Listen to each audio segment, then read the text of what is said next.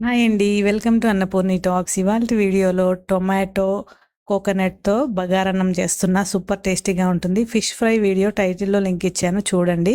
అలానే ఇప్పుడైతే stove on చేసుకొని, కుక్కర్ పెట్టుకొని, ఆయిల్ వేసుకొని, హోల్ గరం మసాలా వేసుకొని ఫ్రై చేసుకున్న తర్వాత ఆనియన్ వేసుకొని, అలానే కొంచెం కట్ చేసుకున్న పచ్చిమిరపకాయలు, పుదీనా, కొత్తిమీర కూడా వేసుకొని కొంచెం ఫ్రై చేసుకోవాలి.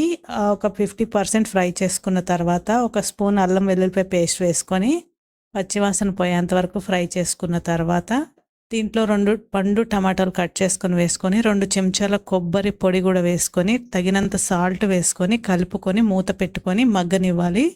ఈ టొమాటో అనేది సాఫ్ట్ అయిపోవాలి మంచిగా.